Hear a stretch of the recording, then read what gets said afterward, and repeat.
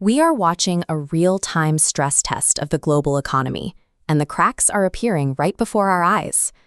Three distinct macroeconomic forces are colliding all at once: escalating geopolitical conflicts, historic levels of government debt, and an inflation rate that refuses to stay down.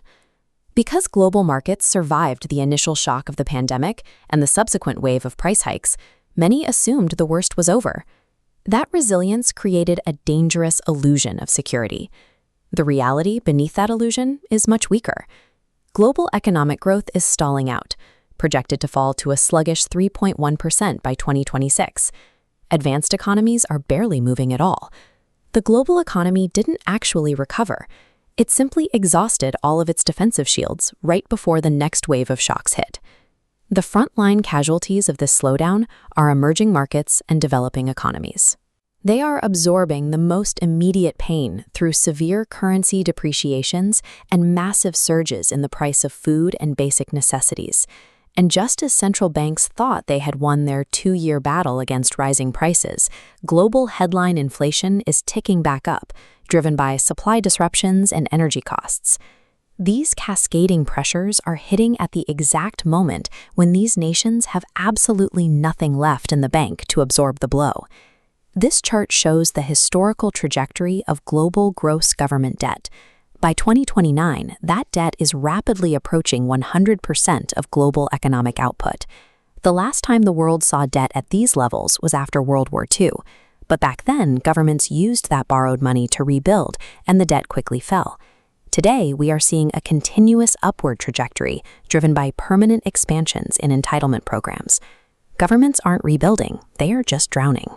The immediate penalty is the massive cost of servicing these loans.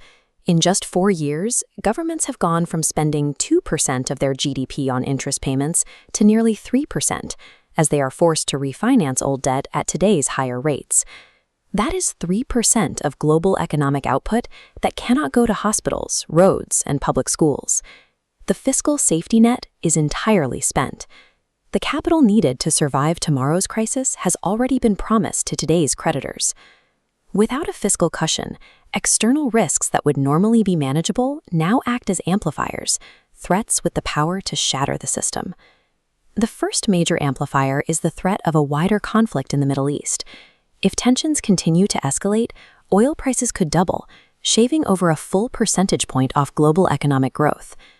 This map of global capital flows reveals our second major amplifier: non-bank financial institutions, often called NBFIs.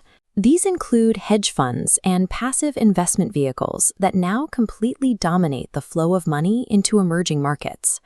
Unlike traditional banks, these institutions leave fast when fear arrives.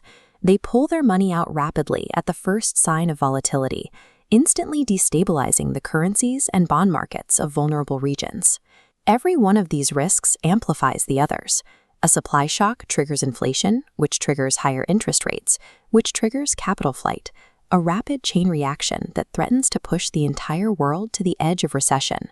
In response to these geopolitical tensions, many countries are ramping up their military budgets. But this supposed engine of growth is a double-edged sword. Driven by regional threats and aggressive new NATO targets, military spending is surging. Massive industrial hangars are churning out aerospace equipment and weapon systems at a scale not seen in decades. Pumping money into defense contractors does create jobs and provide a short-term bump to GDP. However, it mathematically worsens the existing debt cliff and drives up inflation. This chart reveals the macroeconomic consequences of these military buildups.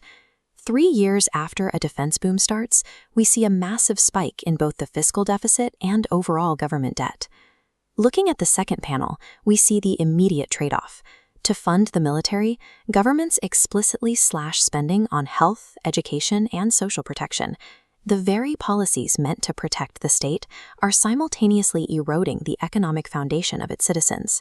With all financial buffers exhausted and risks multiplying, central banks and governments are now cornered into making brutal choices.